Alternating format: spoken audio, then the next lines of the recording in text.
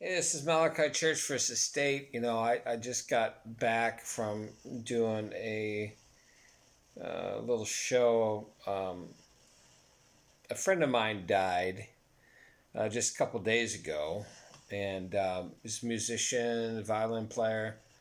Guy was like 7 feet tall. He was a giant. Nicest guy I ever met.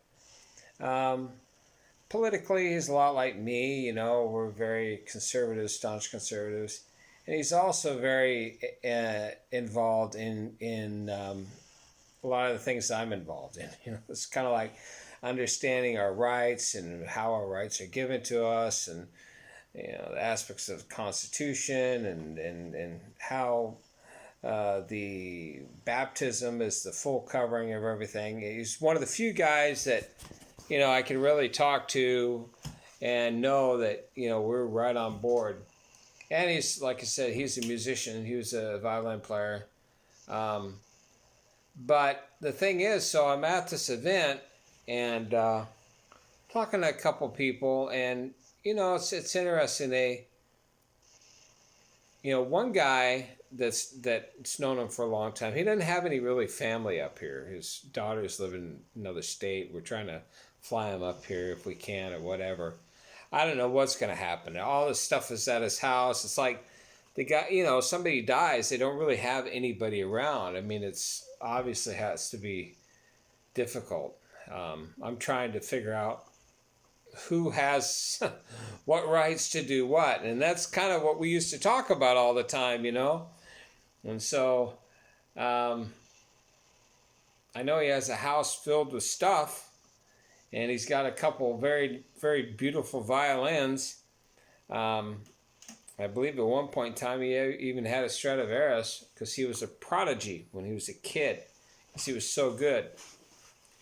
But then he got forced into that world, and then he kind of rebelled a little bit and got out. And my daughter plays viola, so it was very rare that he would ever play. One of those kind of guys. And he actually picked up her viola and played it. I mean, it was like butter. And he did it like for a couple minutes, and it was like, he didn't want to do it anymore. He goes, there you go. He says, that's a rarity. I haven't done that in a long time. So, but I'm at this event, and people are they wanting to bring up his political aspects, or how many times he got banned from Facebook, because he always got banned from Facebook all the time. And it's just, it was interesting to me. It's like, I view, first of all, I don't care. I get along, I kind of get along with everybody to an extent. I'm not a big, let's just say, so I'm at this show today in this bar, and I went there because, they said they're going to have a thing to remember him and raise some money. So I was there to give, $100, so help them raise some money. And I just sit at the table by myself, and ordered a hamburger and some water, and because I don't drink, and I'm in a bar and I'm listening to musicians, and one buddy comes up to me, he says, man, I haven't seen you in a year. And I'm going, yeah, it's been a while. I've been doing other things. But at the same time I'm there, the reason why I haven't been there in a year, because it's the same. A year goes by and the same people are talking with the same people, and they're playing the same songs wrong, incorrectly, and they're all complaining about the same things they were complaining a year ago. It's just like they never want to grow. And the one thing about John, his name is John, is that he is John Wilkin. He wanted to grow. He was always in search of the truth, and that's it was very refreshing to have somebody like that we could meet once a month and have lunch. And I knew he didn't have a lot of money, so but he was a wise guy, and he was a smart guy, and it's just amazing to me how when people like that pass, I'm sure there's people that know him for this, but in the majority of the people within the music world, they're all about. They didn't like that he was a conservative. They didn't like that he was a Christian. They didn't like that he was going on about maritime law, or he was going on about the aspect of baptism. He's just recently figured out what I was talking about and tying that all in. And more focusing on that instead of the fact the guy was a good guy. He was always there if you ask him. He didn't have a lot of money, but he would always do what he could, you know what I mean? So anyways, he's the second guy that's died already this year on me. The last guy was Les Lee. He's another guy. He was like 7 feet tall, almost 6'8", something like that. I think John was 6'9", 6'10", so they're both big, tall dudes. And Les had cancer problems. I believe John had some cancer problems too, and it's just a shame, Both the guys were very, very good Christians. Would always you knew who they were and what they were and how they believed within a few moments of meeting them. Now Les was a black guy, so he did have the black Jesus in his house. It was always interesting. I don't care, by the way, personally. But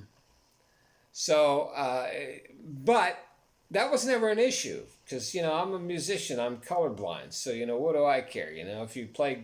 If you're a good player and you know how to play, then who cares, I've even told people one of my first bands that I was in was called Foreskins because we had, and it was double entendre, of course. We had a Asian keyboardist, a black bass player, and a Mexican guitarist, and me, the white guy, playing drums, right? So in music, we're very colorblind. But anyways, it's sad. It's sad that people are passing away. I guess I'm getting to that stage as we get older. Then we see more and more people die. And interestingly, even my dad called me the other day and he said, did I see you on Saturday? And I said, yeah. He said, oh, was that before or after I had my stroke? Thinking, I think it was after because I didn't even know you had a stroke. He goes, oh, well, I had a mild stroke. Just letting you know before the Facebook world knows about it. I go, oh, okay. I appreciate you being still alive to tell me this, Dad. And he goes, oh, yeah, no problem. Okay, well, don't die. I'll see you later, that kind of thing.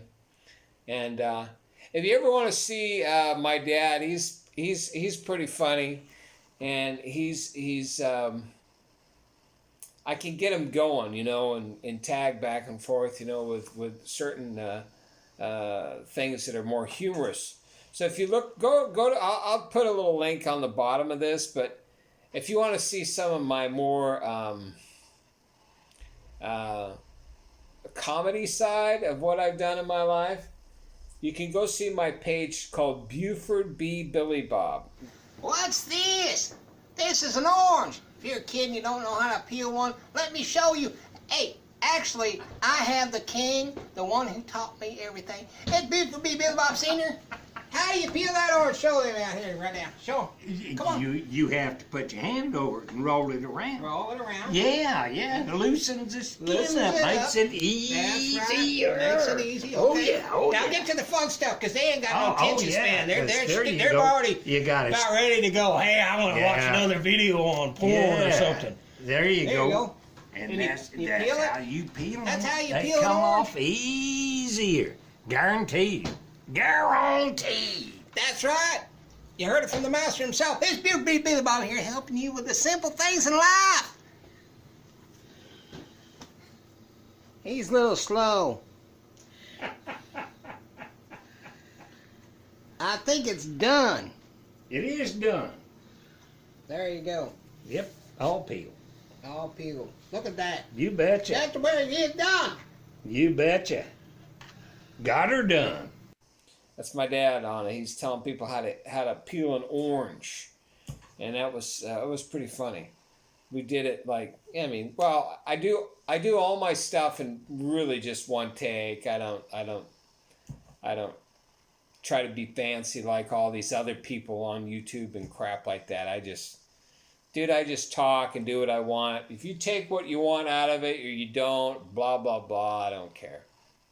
Um, there's another thing I probably want to talk about in another day or so, but I'm kind of holding off because I uh, made a slight prophetic thing, and I don't like I don't like people to call themselves prophets, but it's a very prophetic thing to look for, and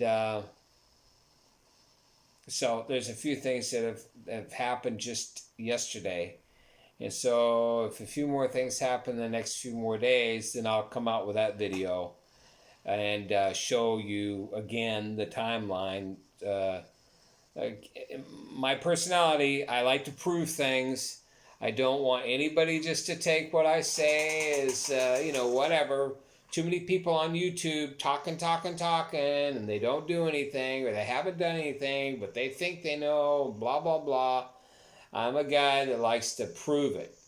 This is what I've done. This is, and so, personality, and that was one thing about John. I'll tell you what that I liked about him. He would always say, one thing about me that he liked is that you have no problem proving your fact, your point to the core. You don't just, he says, you don't just say things. Like he was over at one of my last house that I had. He said, I guarantee you most people don't even believe the house you're living in. I says, no, most people won't believe the house I'm living in. Because they assume, it's like when I was a kid, 19, and I had my own house, I had a brand new car. People had no clue. People thought I was living in my mom's house, for crying out loud, which I was. I bought my family's house. And that was my third purchase, at like 21, 22, So it's like, I guess in a sense, I'm a show me, I'm a prove it to me kind of guy. I'm going to prove it to you. If I say something in this YouTube world, let me tell you something. It's factual. It's something that I've done. It's real. It's not a game. It's not a bunch of bullshit stuff to make myself think that I'm better than anybody else, because I'm really not better than anybody. I say these things to hopefully light the fire under your ass and say that you can do it too. Because you can do it. You can do anything you want to. Set your mind to. You can do it. Either it's just like you want to play guitar, you pick up guitar and play. That's how I learned how to play. That's why I got my guitars hanging there. I never wanted to be a guitar player. I wanted to be a drummer. But I became a guitar player. Then I got see my picture of Hendrix, and then I got involved in that. So it's like a lot of these things. And I was also reading some old emails with Henry and a lot of other people I worked with in the rock and roll. I was looking up somebody else today. I wanted to send her an email. I haven't talked to her in like 8 years. Maybe it hadn't been that long. Maybe 5 years. I thought, I should drop a line and say, what's going on? You still alive? Are you dead? Or what's happening? I like to check up on people. Anyways, so when I was looking up her email address, I was getting all these people when I was dealing with coffee, and I thought, well, I should do a video on it. I think people think I'm full of shit when I'm even talking about my coffee. If they'd read half the emails I got from, big time celebrities and stuff, and like, I got the first edition of Alice Cooper's album with Caffeine, the song Caffeine, Welcome to My Nightmare 2. I got the one that nobody has. It's like, when it came out on the album, I go, that doesn't sound like the one that I got, and it didn't. Very slight differences, but it was different. Anyways, like, even that, like, who cares, really, right? Who cares? What does that have to do with anything? Well, it has to do with my buddy John and how I want to remember this guy for myself as being somebody that was trustworthy and somebody that appreciated people and looked at the brighter side, but looked at the details in everybody's life. Very, very, very detail oriented dude. And he would not let you bullshit him whatsoever. Prove it, prove it, prove it. That's why we got along so good. Because he would say, I think you're bullshitting me. Let me show you. Oh, you're not bullshitting me. Okay, you know.